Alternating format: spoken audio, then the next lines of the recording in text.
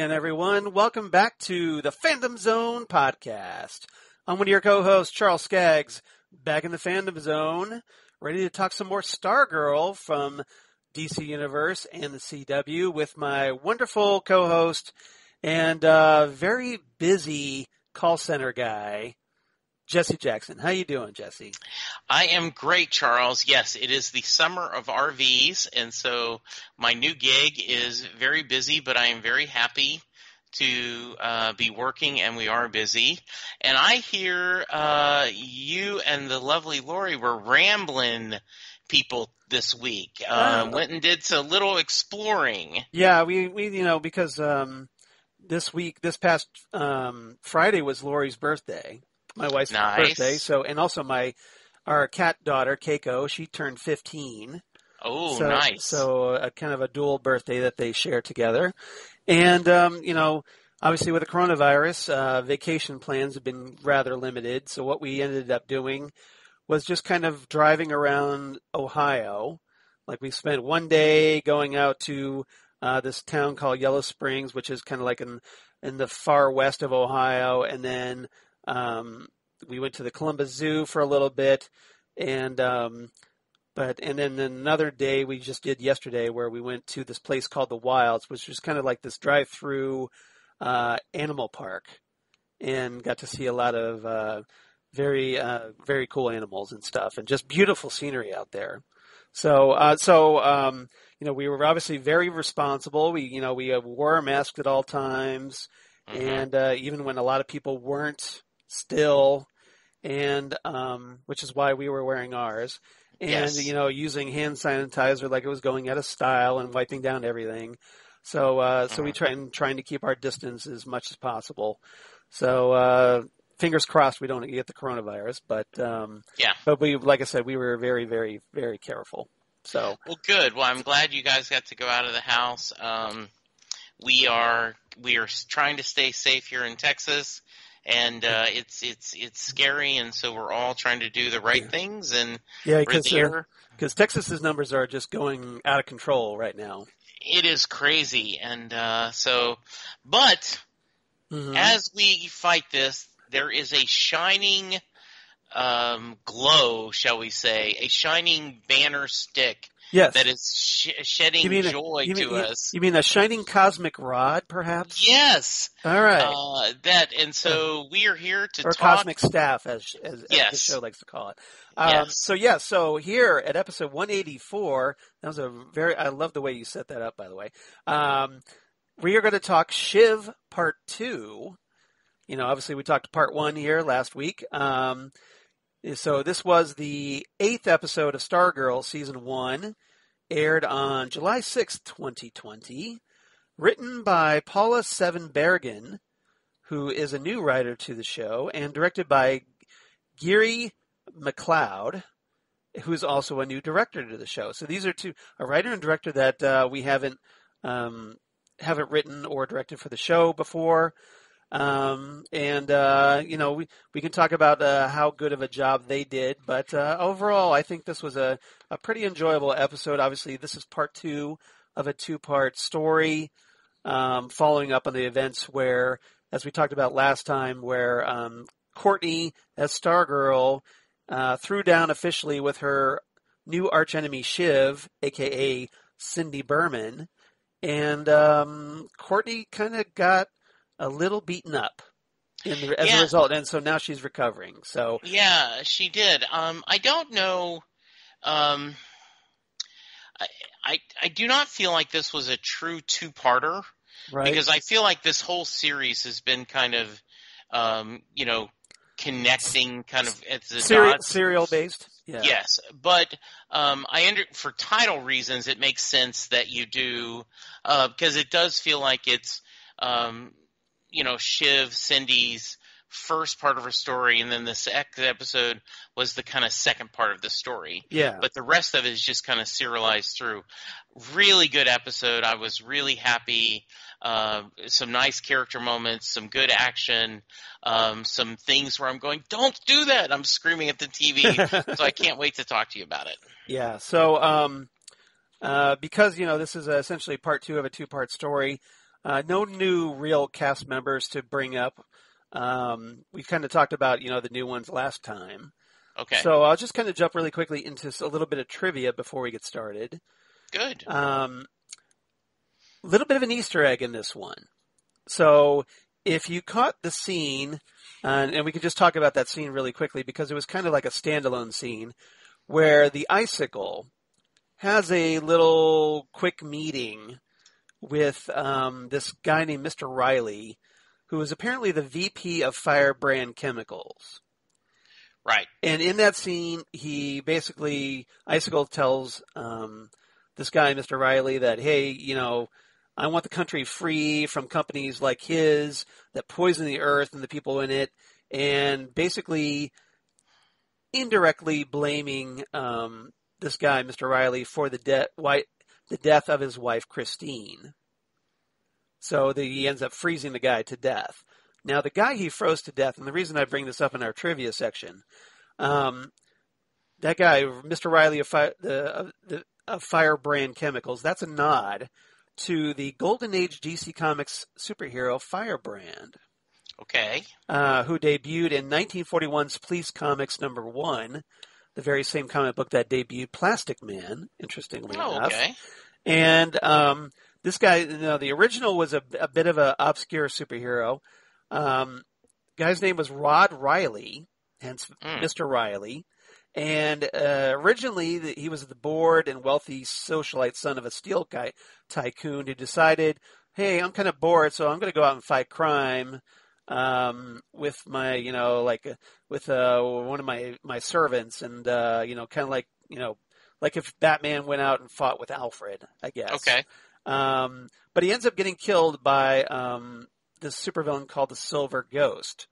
Now, the second Firebrand, much more important, especially relating to Stargirl a little bit, because the second one was Danette Riley, his sister. Okay. So this was Rod's sister, who first appeared in Justice League of America Volume 1, number 193, in the preview for the All-Star Squadron series, if you're familiar with that, from the 80s. Okay. And she was a volcanologist that was kidnapped by one of the JSA's time-traveling villains named Per Degaton, and also the sorcerer named Wotan. And she ends up escaping, but Wotan hits her with a magical blast, hurls her into a pit of lava, and the combination of the magic and the lava essentially gave her fire powers, flame fire power. So she becomes the new Firebrand, and during World War II, she was part of the All-Star Squadron. And in that All-Star Squadron, I know this is taking a little while to set up. But, that's okay. But in the while she was a member of the All-Star Squadron, she kind of teamed up a lot with the Shining Knight. Oh, okay. And she later married him. So, we talked about the Shining Knight, who was kind of revealed to us last episode. And together, they ended up later facing the Dragon King. And that took place at some point right before the Stars and Stripes series that introduced Stargirl.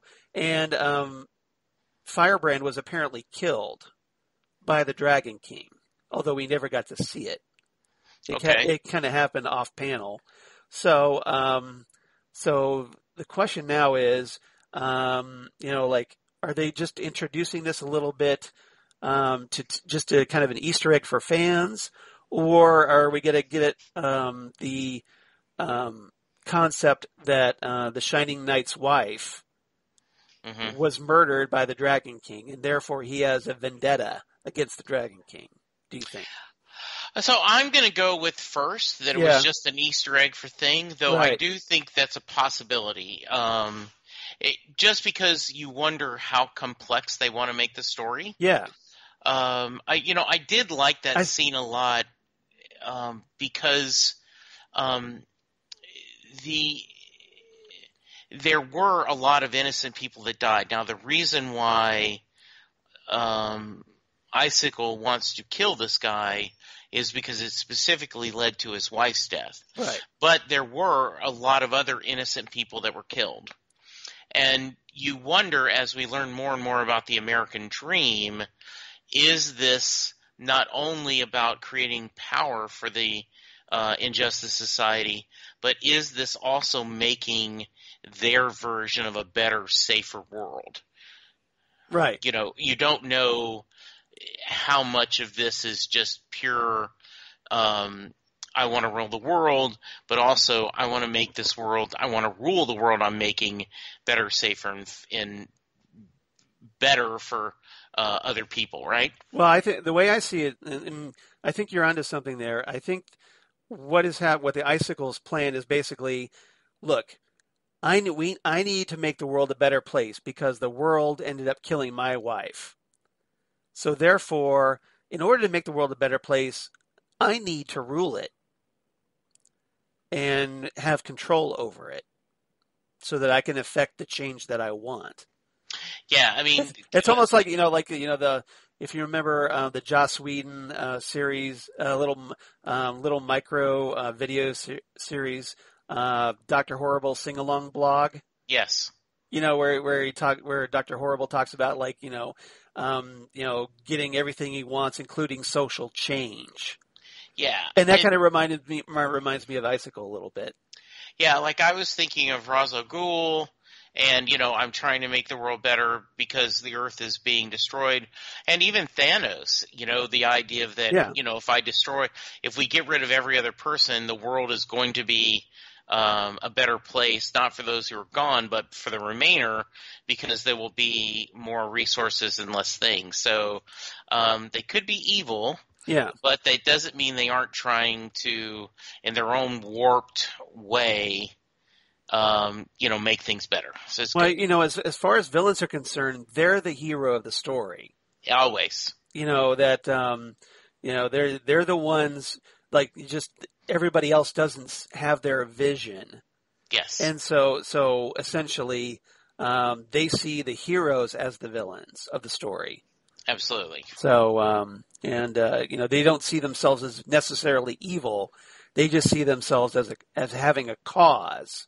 Yes. A lot of these guys. Now, some of them are just, hey, I want to rob a bank or whatever and make money. Yeah.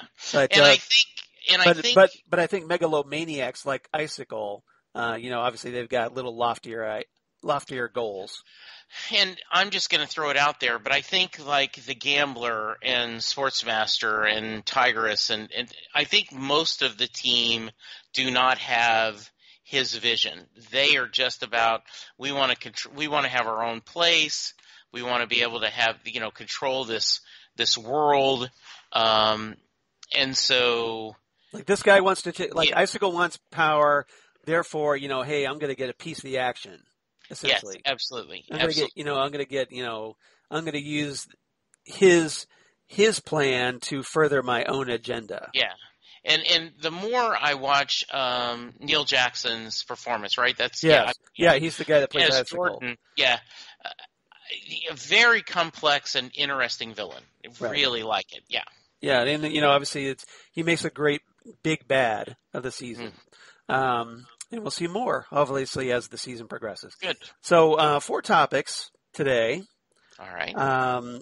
These can be more shorter ones, but, Sure. but 4 that I want to run down.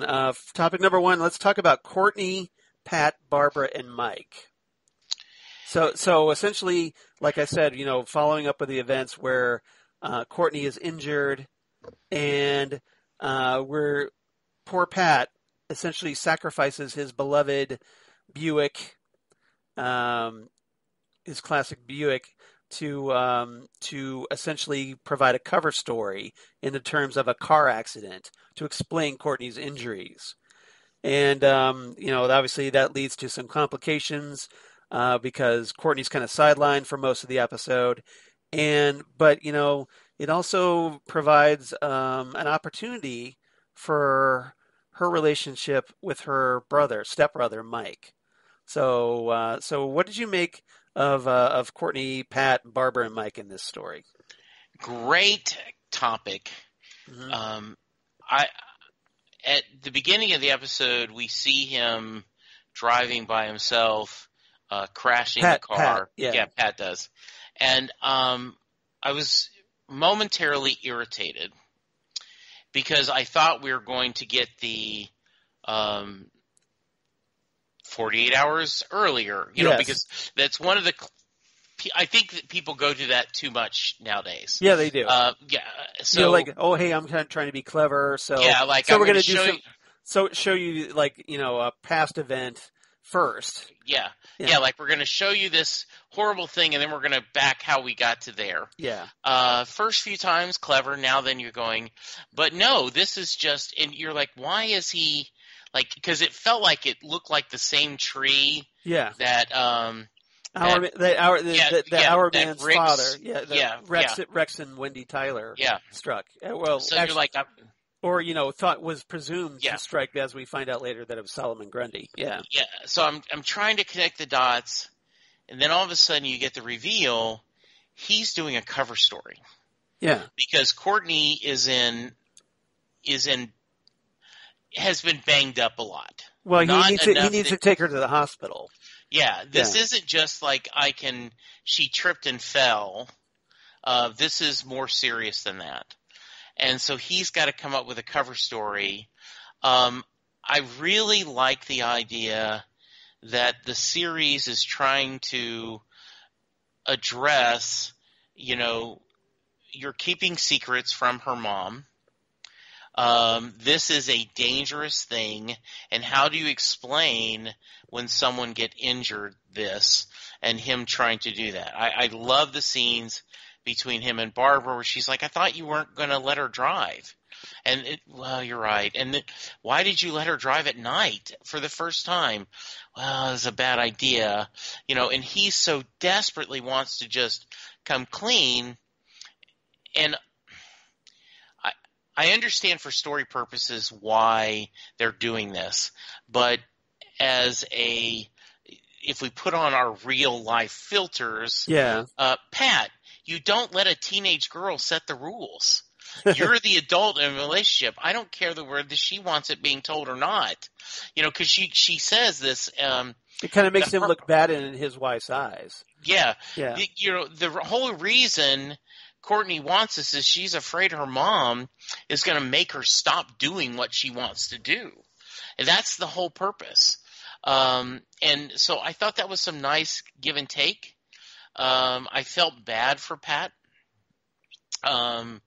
You could see his mind, how his every fear that he's had since the beginning, the moment Courtney has found the staff and found her this background, his worry has come to life.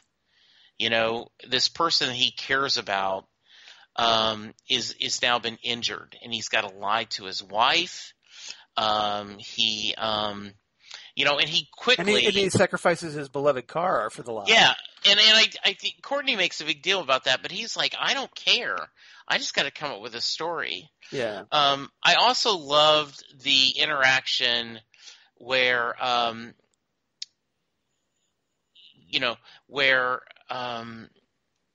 we do get a nice brother and sister discussion, right? Yeah, and that's that's one of the things I wanted to talk about. Where Courtney's in bed recuperating, and remember last time, they had this big blow up in the football stands, where Mike called her out for spending too much time with his father. Yes, and so that obviously kind of naturally upset Courtney a little bit. But that was kind of left hanging a little bit. Yeah, it was. Then now in this episode, Mike comes by, with some snacks, and maybe because of the seriousness of the injury, at least the story that he's told. Yeah. He kind of feels bad a little bit. And this is the first time we kind of see Mike, I think, really reaching out to Courtney. Yeah, and I like that. I like Courtney's sweetness to him, that this kind of because he talks about how he thinks Courtney, it's cool that she's his sister, which is something he's never said before. Yeah, and in real world, and I realize this is a TV world, but not everything is the Brady Bunch, right? When Hmm. you're a blended family and everything immediately becomes, Yeah, oh, it is. like You know, we all love each other, yeah, and it's all smooth and perfect. yeah, because Courtney and Mike are now um, related by marriage, but there is not a bond of a brother and sister, and they're trying to make it work the same way that Barbara's trying to make it with Mike, and Pat trying to make it with Courtney. So I thought that was a very sweet moment. I think him apologizing to her and saying, I do like the fact that you're my sister. I think this is great, and I am just jealous, and I do. Ken from Chicago tweeted Yeah, after our last episode about he does feel like Pat is shortchanging Mike, and he agrees with our discussion. He needs to do more, and I do think yes that. And you only have 45 minutes every week. I get that, but you do wish somehow in these first 8 episodes, maybe in the first 2 or 3, there would have been some kind of bonding between Mike and Pat to show us that he is a good father. They have a solid relationship. that he isn't neglecting Mike. Yeah, Right. Yeah, yeah, exactly. yeah. I mean, I thought that I was really happy to see Mike make that apology, which I actually thought was a genuine apology for and then with it surprised me that he opened up and like said, "Look, I'm just not used to having to share my dad," and I think it gave I think it gave his character a little more depth that he's not just the bratty stepbrother. Yeah, and I also like the idea that that implies that he and Pat did have a close relationship. That before all this, the move and the new marriage Right. and her becoming Stargirl, before that, there was some time where they were bonding. It's an interesting dynamic. Um, uh, Trey Romano, who Yeah. plays Mike, I think did a really good job playing that. It was a really sweet scene. We got a lot of good scenes, and I know you're going to talk about this in our other things, but Yes. in Courtney's bedroom, we did get some nice interactions between everything. I feel for Barbara being left out. She had a really successful night, and Jordan was really proud of her and talking about how well they did. And then Right. all of a sudden you get this word that your daughter has been in a car wreck. And even though it's not serious, it's still serious enough that she's got to get home and worry about that. So I hope that by the end of the season, there's going to be at least Barbara knows what's going on. I don't know if you include Mike in it, but I think Barbara has to know, Well, from my we perspective. kind of talked about how we thought Mike might figure it out first Yes, absolutely. because of his just his um, suspicious nature, I guess, or just that that he seems to be always at the wrong place at the wrong time for them, and just I think as far as Barbara goes, obviously, yeah, the sooner they come clean with her, the better. I think it's going to be because the longer they keep drawing out the secrets, the worse it's going to be. I agree. And with falling down the stairs, now a car crash. Hmm. I'm kind of wondering, if this were any other show, I would be concerned that Barbara would be worried that Pat would be abusing Courtney. Absolutely, yes. I also want to just take a moment. But I don't think that's Um, going to come up here. no, I don't think so either. I don't think so. And I'm okay with that. I mean, I realize um, Every I show just doesn't need to be that dark. exactly. Yes, that's exact. Thank you. Yes. That's you read my mind perfectly in saying it. Yeah. I do want to give a shout out to. I think Luke Wilson is really good in this. I think the way he plays this kind of this weariness and Right. and sometimes a little goofiness, like the scene when he was, and we will get to that, I'm sure, when he's in Bobby's kitchen and and Oh yeah, working working on on the the thing. disposable. Yeah, Yeah, we could talk yeah, about that a little bit. Because he later in the episode, obviously they through all the events, Pat ends up inside the Burman home. Hey, it's just the Dragon King's house, no big yeah, deal. yeah. And And so he's so now so he ends up getting pulled in to like help Bonnie Burman, yeah, Cindy's stepmom, latest stepmom, yeah. repair the garbage disposal in the Yeah, and kitchen. she's looking at his Yeah, she's checking him out. physique, checking out, and she's happy, and Yeah. made her seem a little more human.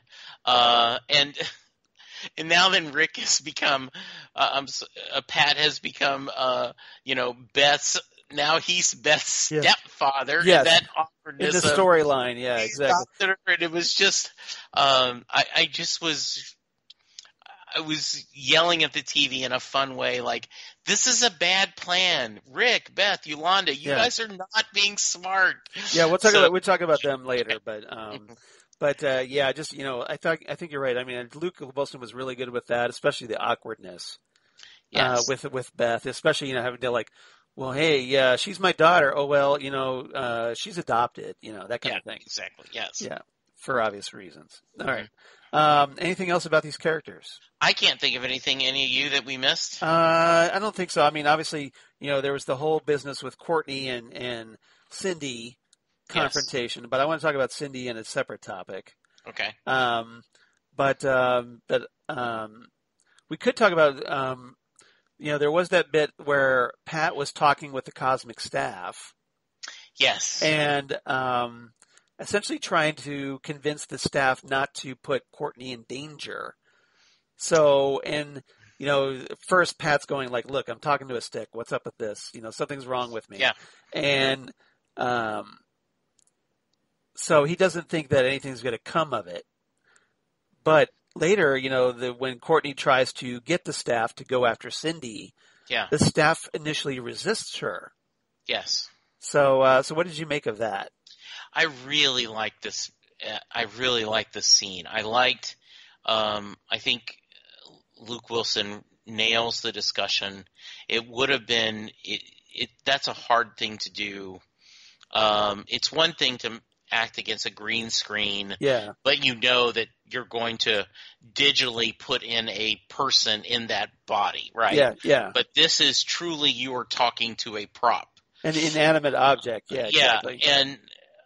And I liked how they chose to not let the staff acknowledge that it hurt him. Yes.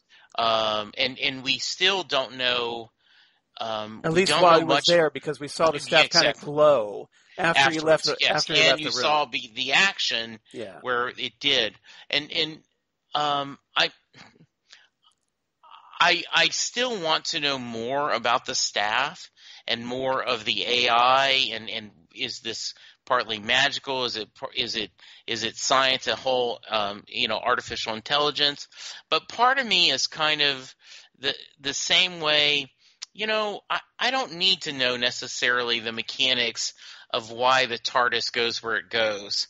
This is just a thing that the staff is in its own way a creature. It is its own character. Right. And they've done well with that. I think it's done really well. So you're asking yourself, do I really need to know this? Right. Yeah. Exactly. Yeah. Because or just can I just sit back and enjoy it? Exactly. And I'm sure if they decide to tell the story, I'll be happy. And then we're going to, as fans, we'll debate, well, I don't know if that was a good story. Yeah. It's kind of like when Josh, to mix our metaphors, right? You just mentioned Josh Whedon, but Book, you never knew Book's secret origin, the origin on Firefly.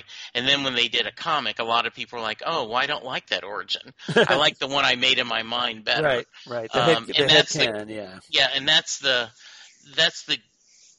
challenge you have as a writer. Right. Like, sometimes the headcanon, as you just said so eloquently, is better. But you're right. That was a really good we had a lot of nice one-on-ones this time. like, and when Cindy goes, and I don't know Yeah. which. Yeah. I don't know if that's topic 2 or Yeah, 3. that's actually topic 2. So why don't we just Okay, start getting into perfect. there because you're kind of like all ready to jump right at it. So topic number 2, let's talk about the Dragon King and Shiv, his Yeah. daughter, Cindy Burman, who, as we find out in this episode, knows that Courtney is Stargirl now. And obviously that raises the stakes considerably. So what did you make of obviously Cindy confronting Courtney and then also confronting her father? I love the bedroom scene. I loved Courtney's uncomfortableness. Mm-hmm. And like, okay, is she playing with me? What's going on? Is she truly, because Cindy is playing it very straight. She's like, oh, I'm going to take a bite of the chocolate and give you the ones I don't like. She explains why I was having a bad day. I should, you reached out to me. I shouldn't have been so upset, and just and the whole time Courtney's like, okay, when's the shoe going to drop? When's the shoe going to drop? Oh my God. And as a viewer, I'm going, she knows, doesn't she?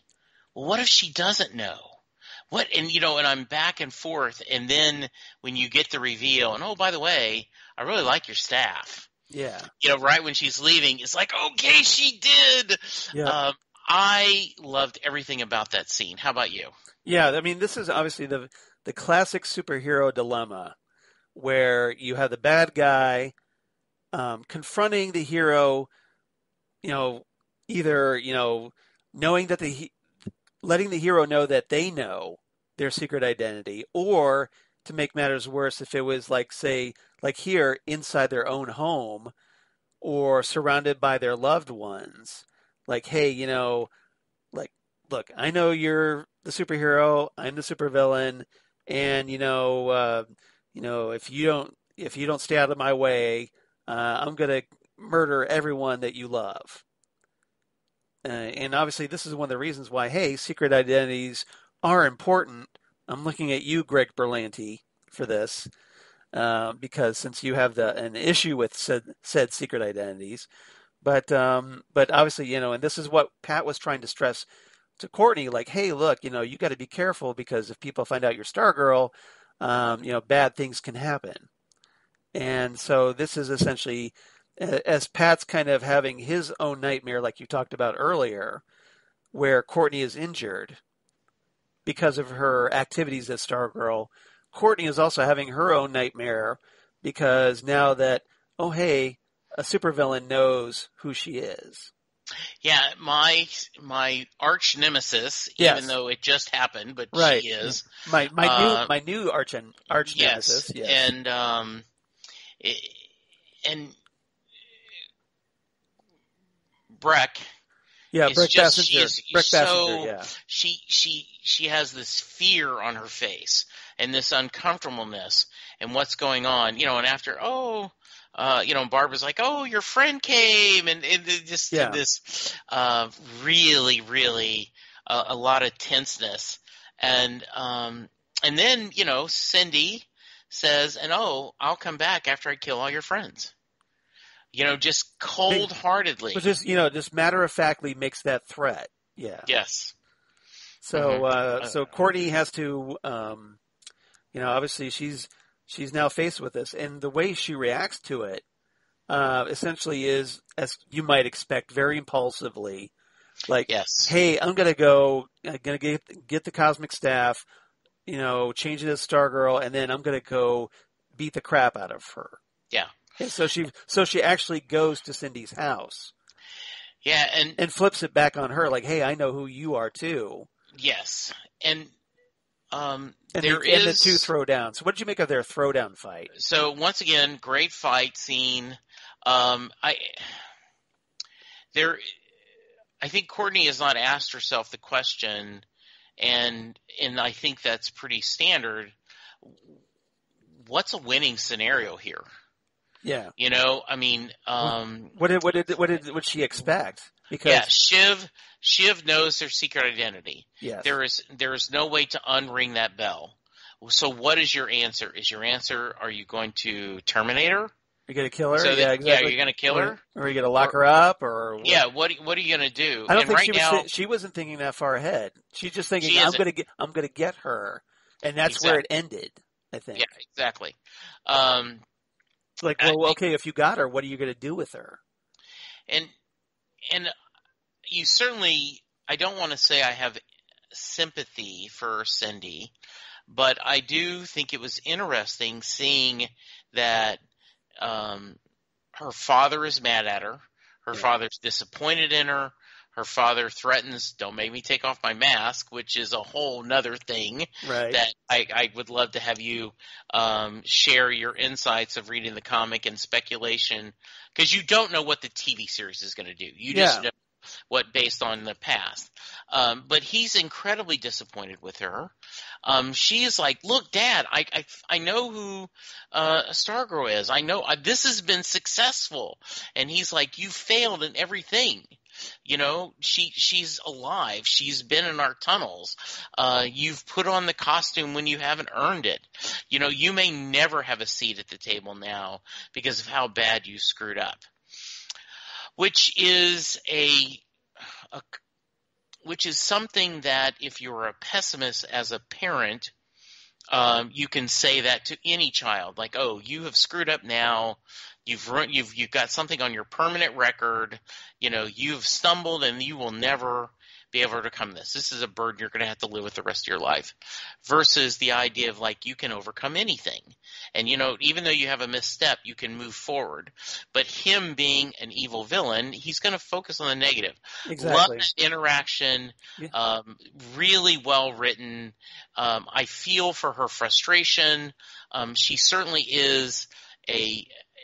It is nice to see our villain side, and while I'm not sympathetic, I am maybe a little empathetic with her. I guess, would that be the right I guess. choice? I think. Okay. Yeah. Yeah. You Right. mean just that you kind of understand what she's going through. Absolutely. You know, even if you don't necessarily agree with it. I think. Yeah. Yeah. The Dragon King obviously isn't the loving, supportive father that ideally Cindy would want. Yes. And because of that, it's made her so. It's part of the reason why she's so horrible as a human being. Yes. And but she still feels this obligation. She wants to please her father. She, And she does. and she wants to be treated as an equal to her father.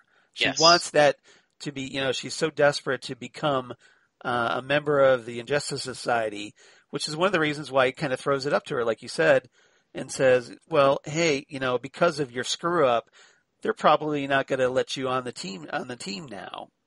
Yeah.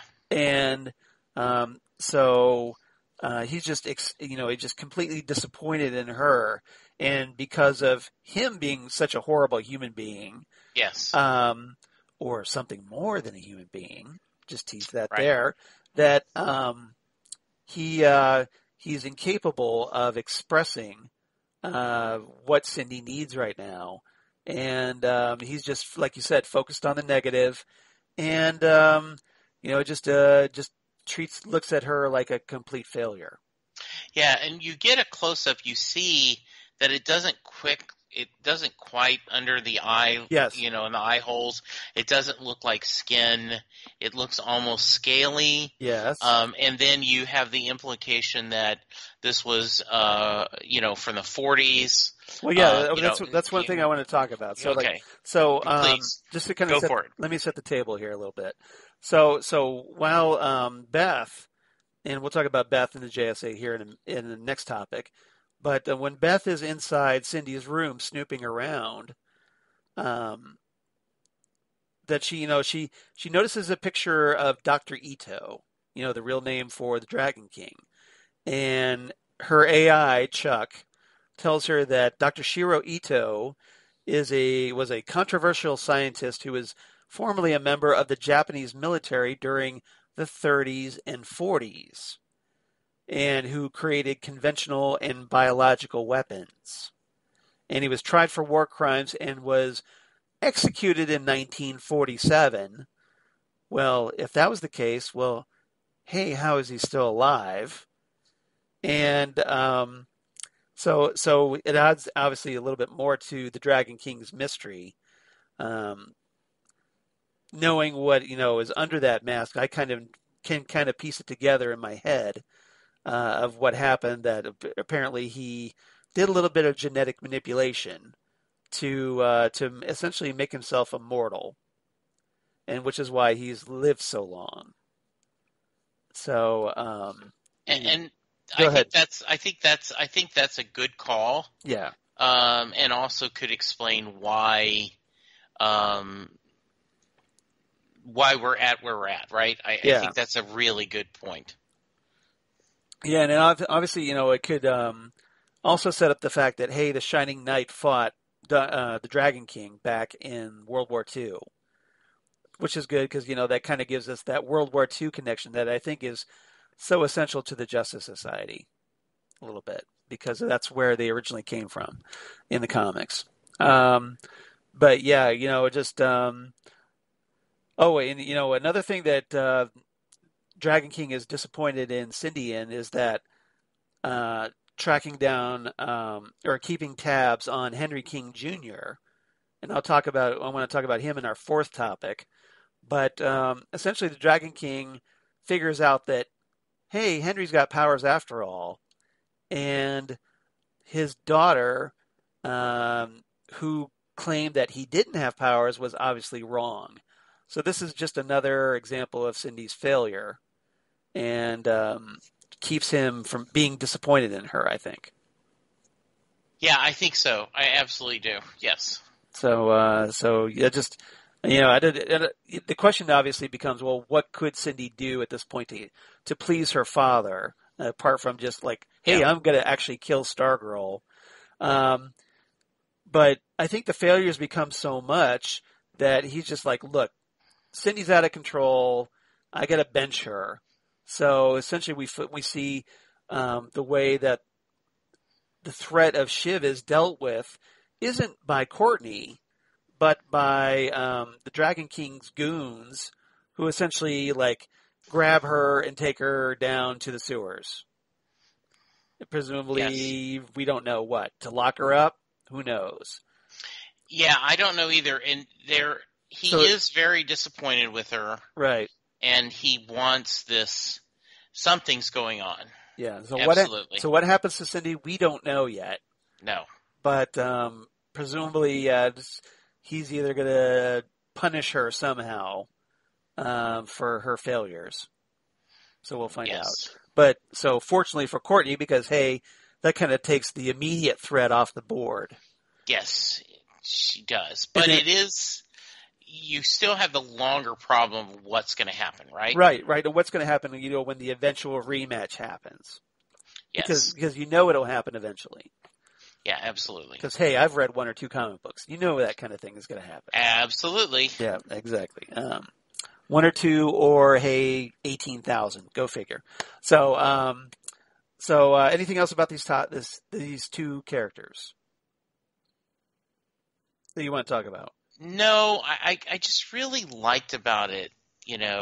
And I think Meg DeLacy does a really good job as Cindy. She's the mean girl, like we saw her, but obviously now that with the added dimension that, hey, the mean girl is also a supervillain.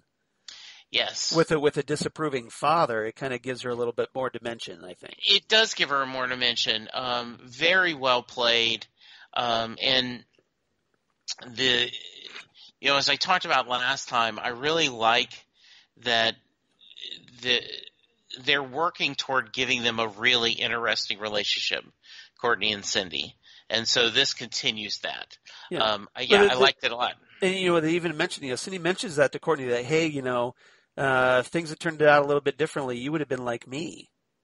Yes. So essentially they're two sides of the same coin. Absolutely. All right. Topic number 3. We talked about them a little bit, but let's talk about Beth, Rick, and Yolanda, a.k.a. the rest of the JSA. Beth in particular kind of adds to the the tension level in this episode because Beth kind of lets her curiosity get the better of her a little bit. Ultimately to the point where she needs rescued by her fellow JSA members.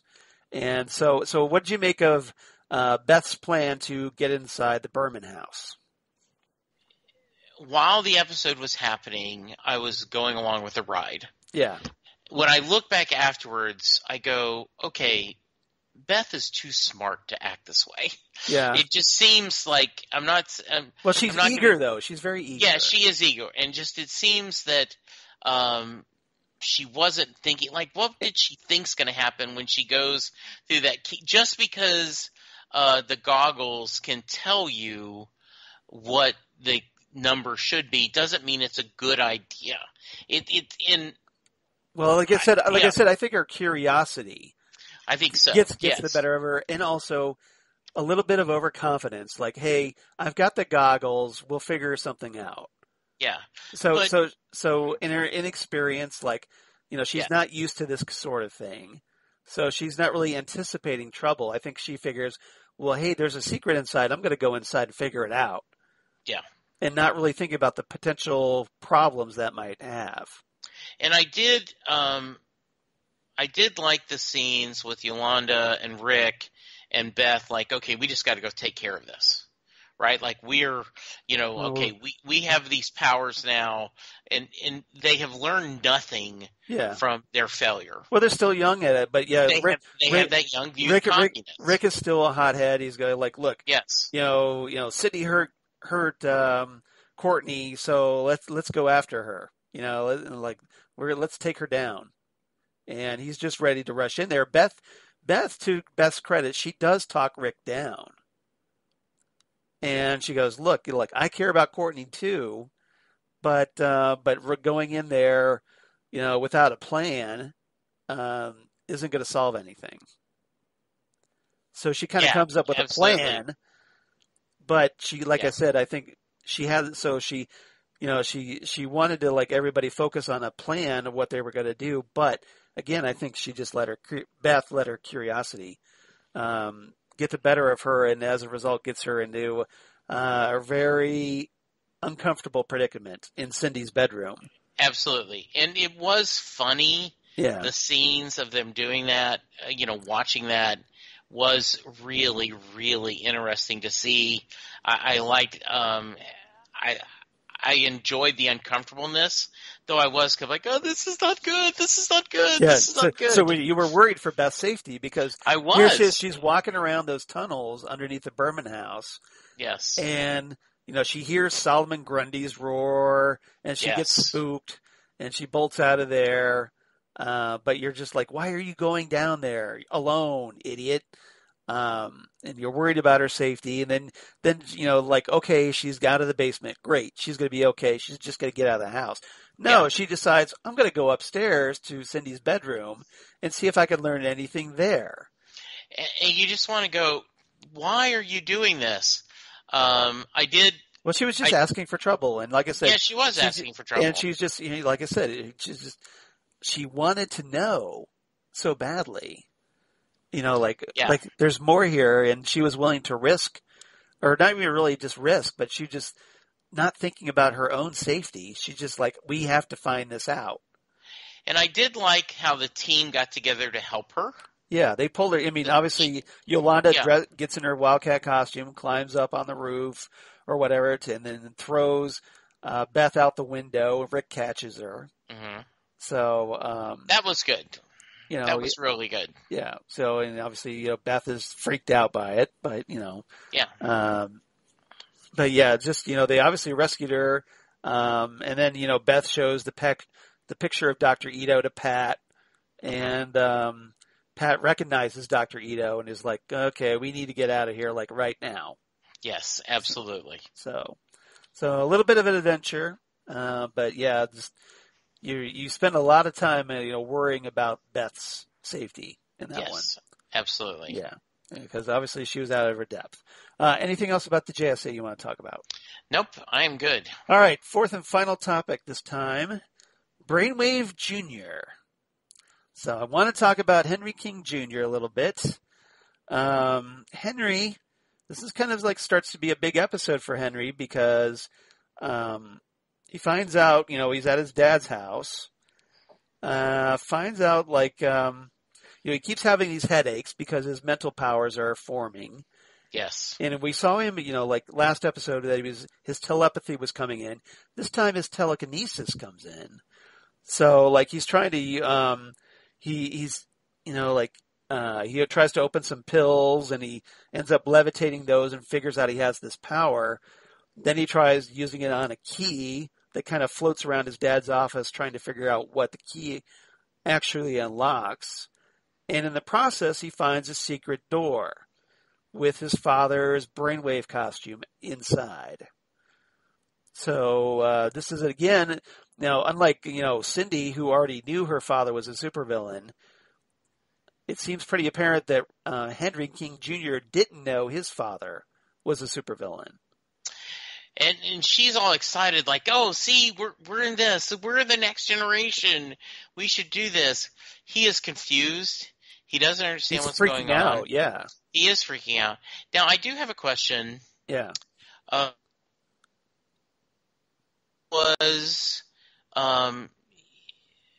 was Brainwave Senior? What was his day job? I don't remember. I don't remember either. Okay, why do you have a huge metal skull? No, I remember now. He was a medical doctor because he worked with Beth's mom. Okay, so that explains, that is a reason why you have a metal sculpture of a brain on your work desk. Yes. I couldn't remember because I just kept staring at that like, okay, subtle. Yeah, exactly. Yeah. Like on point. Well, at least hey, he's on brand. Got to give him that. Yes, he is on brand. Yes. But yes. So Henry, he finds the costume. He's like, oh my god, my dad's a supervillain. Yes. And then he also finds like a stack of files, including one of Cindy. Yes. And a picture of his mother. And Henry reads Cindy's file, which includes this note from Dr. Ito to Dr. King, Henry's father, thanking him for agreeing to his proposal and learning that Cindy was sent to keep an eye on Henry. So now Henry learns that his girlfriend was essentially a spy. Yeah.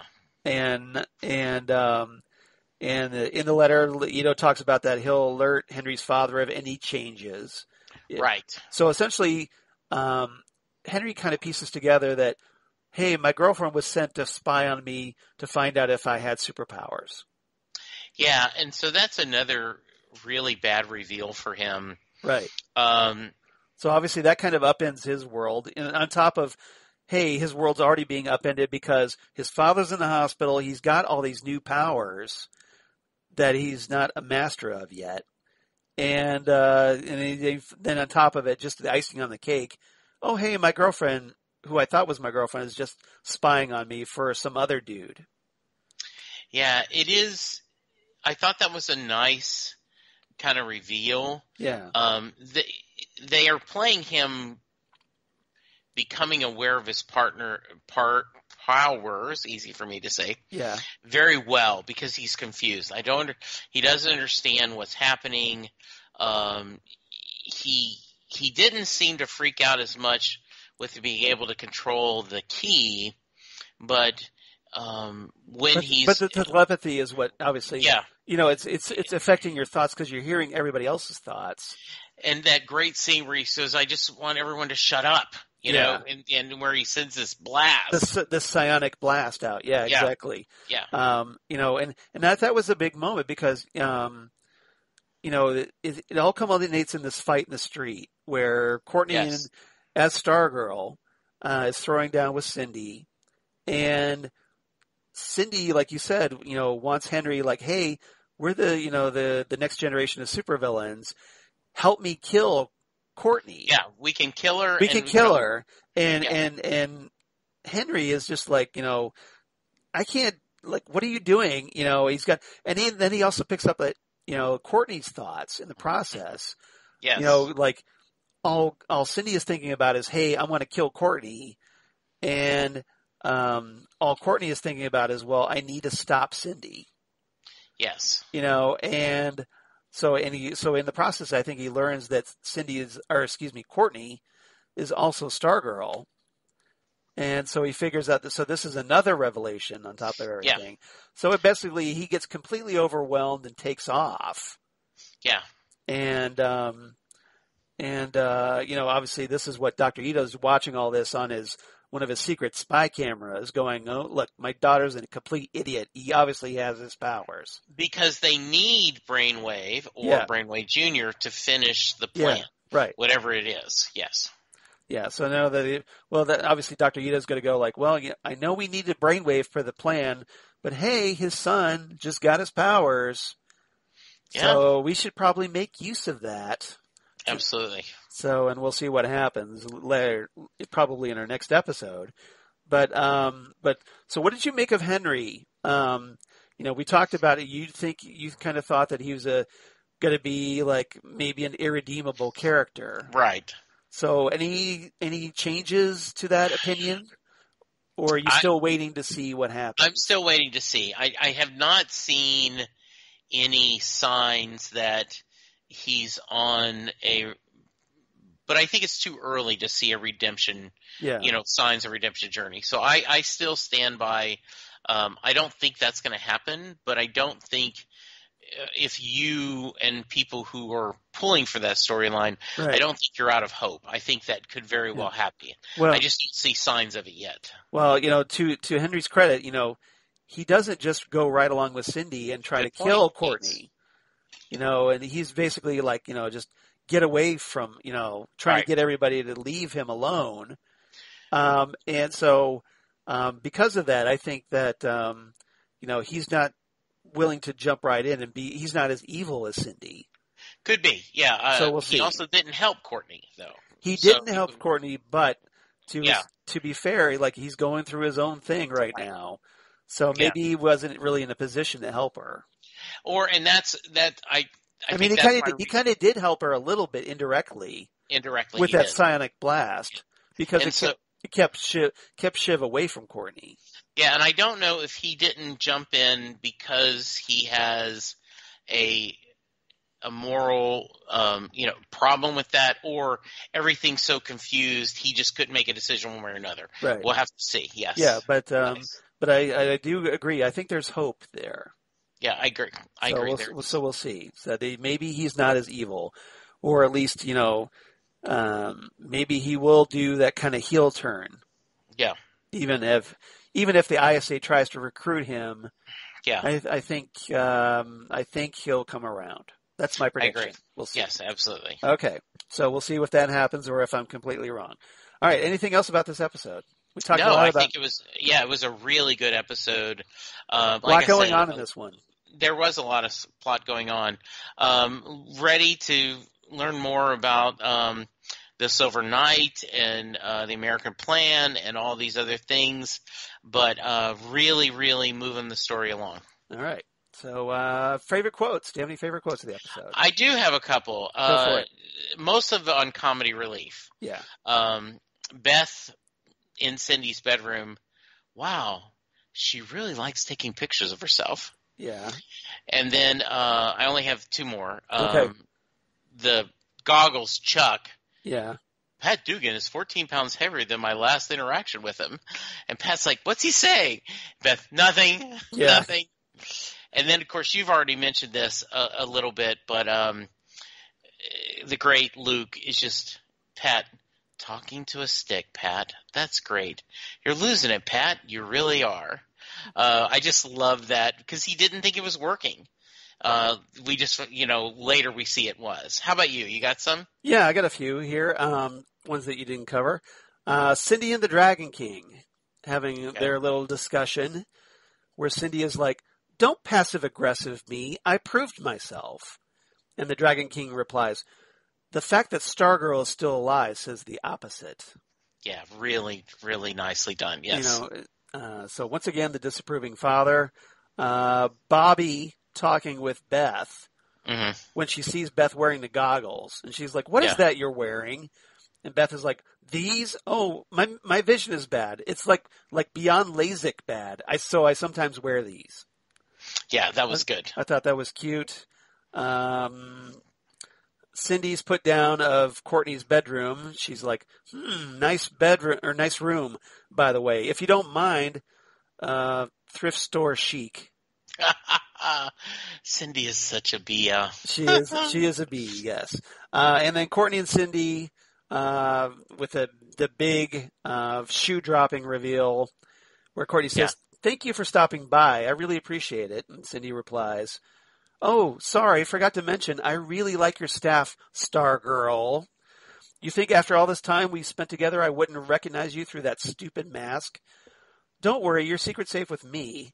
I don't want to share it with my dad and get sidelined, so better rest up, Stargirl. I'll be back after I kill your friends."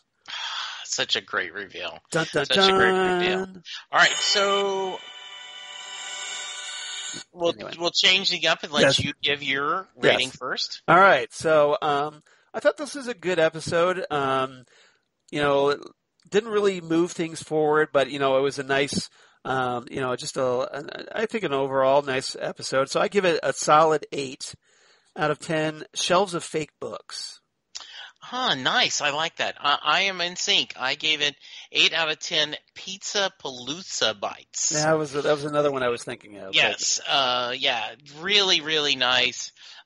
We are getting toward the end of season 1, but I think feedback before news. Yes, feedback before news. Okay. Oh, actually, we don't have any feedback because okay. Kent from Chicago, after doing so well, kind of maybe he was also off on vacation this week. Absolutely. All right. So we do have news, don't we? We do, and we should talk, obviously, first and foremost, Stargirl got picked up from season 2, you guys. So, which is good. So, now, interestingly, because, obviously we talked about how Stargirl is being shared between DC Universe and the CW, but for season 2, apparently, it's going to be exclusively on the CW. Which gives you, I wonder if DCU is being phased out because of HBO Max. That's what a lot of people are now wondering. It's just kind of like another nail in the coffin. Yeah. Because, and there's something else I want to talk about that kind of relates to this a little bit. That all the new shows, any new seasons or whatever, are appearing on other platforms. Yeah. And go ahead. Do you like I've tried to read comics on my computer screen. Yeah. And I think I'm an old fart. I do not like the interface. It seems clumsy to me. Have you had any issues with it? It's a little bit, as far as downloading, it's very difficult because once you download to your tablet or whatever, it kind of throws them in an area, and it doesn't organize them at all. Like you may download issues 1, 2, 3, 4, and it'll show up listed 4, 3, 2, 1. Okay. Like the most recent one you downloaded will come up first. Right. So as a result, it's like if you download several books, several titles, they're kind of scattered all over the place. It's not nearly as user friendly as, say, Comixology. Yeah, and because when I'm trying to read, I'm having to search for and I ended up having to use the arrow button instead of the mouse. And then if I use the arrow button, it seems to go from panel to panel better. Yeah. I read a page at a time. Okay. So because that's because that's the way comic books really should be read. Right. But I mean, if you're looking on a phone, you'd have to do a panel by panel. But that's why I prefer reading on the iPad. So. Yeah. So anyway, and then I just kind of widen and blow things up to absolutely. If I want to look at something closely.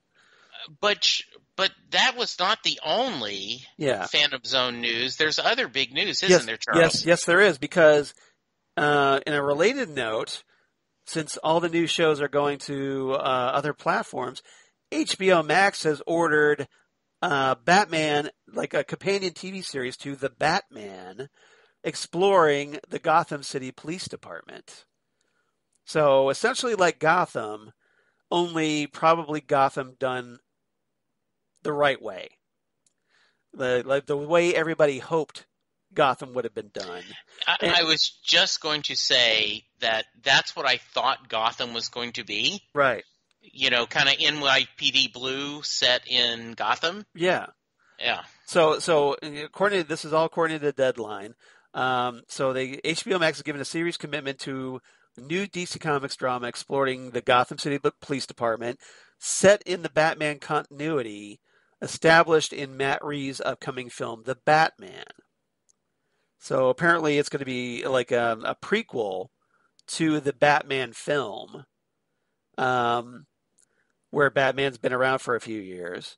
And what makes this series, I think, a little bit more hopeful for fans than Gotham is that the series is going to be from Matt Reeves, the guy, producing or directing the upcoming Batman movie, and also from Boardwalk Empire creator Terrence Winter, who's going to be the guy writing the show.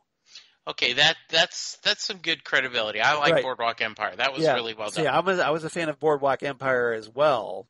So if essentially this is the TV show Gotham meets Boardwalk Empire, that sounds very promising to me. I agree. So, and it's quote, set in the world Reeves is creating for the Batman feature and will build upon the film's examination of the anatomy of corruption in Gotham City, launching a new Batman universe across multiple platforms. Nice. So it will extend the world established in the movie and then further explore the myriad of complex characters of Gotham, unquote. Yes. And this, of course, joins some other DC Comics series that are going to be appearing on HBO Max, including the upcoming Green Lantern series and Strange Adventures shows from Greg Berlanti, and also Justice League Dark from J.J. Abrams, which I'm really looking forward to. Yeah, all those sound good. And we had one other news. Yes. With Batwoman. Did you have that? I did not, because as far as I'm concerned, I'm done with Batwoman. Oh, okay. So, well, but if you want to share that, go right ahead. I will. Yes. Yeah, so CW has announced that they have a new Batwoman. Her name is Javonica Leslie. I really enjoyed God Friended Me, the series from CBS that lasted 2 seasons. She played the main character's sister. Right. The character she played on the TV show was a lesbian. In real life, Javonica Leslie says she is bisexual. She is African American. Right. And they have cast her to play the character's name, I think, is Ryan Wilder. Right. So it's a brand new character created for the show. Yes. And that's kind of what. See, I don't have a problem with the new actress, but right. I have a problem with the new character because it's not the character I want to watch. It's not the Batwoman from the comics. Yes. So I have been skeptical. Yes. About this. I am going to give this series a shot. I am a little more interested in because the actress was really good in God Friended Me, right. And so I think she could bring in something. I don't know how they're going to connect the dots, and it may make me roll my eyes, but I do think this is amazing. They're very. And there was speculation that one of the reasons they wanted to recast this is so they could add a African American lead, which is something that is not. We have Black Lightning and right. his family, so I'm going to be hopeful. Like I said, the actress is very good. Yeah, Ruby Rose is she was very active supportive, on that. She was excited. Yeah. So I'll hope for the best, but I certainly understand fans like yourself that go, this is just a good excuse.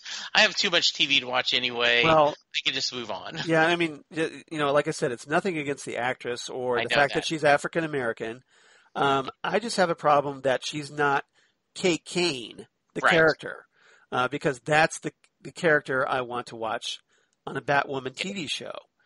Yeah. So, and especially after spending season 1 establishing Kate Kane, and because she has that connection to Bruce Wayne as Bruce's cousin, Yes. you know, all that being suddenly just wiped away in season 2, and to bring in a replacement Batwoman. That's why it just seems like, well, okay, I'm not getting the Batwoman I want to watch. Like you said, there are plenty of other shows. So more power to the people that want to keep watching. No problem if you want to do that. I'm all for it. Jesse, I look forward to your reporting as far as whether the show is worth continuing or not. Yeah. But as far as my wife and I are concerned, it's like, no, we want to watch Kate Kane, and if we're not going to get Kate Kane, then we're out. Yeah. You guys can't see us. You know, Charles and I do our cameras, but he can see. It does look like if you're graphing, you've got everything in the Batwoman universe here, and then like on the different total graph is this character. Like, okay, everything revolved around Kate Kane. Everything about this. Yeah, all the supporting characters, all the situations. You know, like what are they going to do with Alice? What are they going to do with Kate's would-be love interest? Right. Her father. Yeah. You know, it just seems like that's, they're going to have to try really hard to either connect those, or it just, everybody's just going like, oh, Kate's gone, you're here, I guess we deal with you now. Yeah. So it's going to be really forced to me. So it is. Yeah. We'll have to see what they're happens. They're going to have to work really hard to pull that off. Good. All right. So we covered our news. Anything else we need to cover, Charles? No, like I said, we don't have any fan mail this time, sadly. But but if you want to get a hold of us, please do. So write to us at PhantomZoneCast on Twitter, or you can reach us on email at phantomzonecast@gmail.com. We'd love to hear from you. So that's phantomzonecast@gmail.com. Let us know what you think of Stargirl so far. Are you excited about the season 2 pickup? Or, any other, like you're looking for the new Batman show or Batwoman or whatever, or drop us a line. And then on Facebook, of course, the Phantom Zone Podcast, or Instagram at Phantom Zone Podcast. And Jesse, where can they reach you? Well, you can find me at Jesse Jackson DFW on Twitter. You can find me on Instagram and Facebook, though most of my social media actions I do on Twitter. You can hear me every week talking Doctor Who with Charles on Next Stop Everywhere, our podcast. We have reached the modern era in our kind of journey through past. So we are actually talking Christopher Eccleston. Christopher Eccleston, by the way, showed up. I got an alert on the sports station I listened to that Chris Eccleston was going to be joining. I joined over. It's because they're huge Leftover fans. Okay. And they spent about 15 minutes talking to him. They mentioned that he was the Doctor, but all the questions were about the Leftovers. Right. And he was very engaging, told some great stories about the series and how much he enjoyed being on it. So it was kind of nice to see. Anyway, and so I am also... They might have been told not to ask questions about Doctor Who. I don't know. It doesn't sound like any of the hosts. Yeah, it may have been. None of the hosts seem to be Doctor fans. Okay. So but they are passionate Leftover fans. And so I think that may have been why, it could have been either way, but I get the feeling it's just because they're not Doctor Who fans, but they wanted to know everything they could about the Leftovers, how brilliant he is on that. Okay. In which he is brilliant on that series. So where else can they find you? Yes, they can find me. You can hear me talk music. And I actually had a Andrew Hickey from 500 Songs, History of Rock and Roll and 500 Songs on yesterday.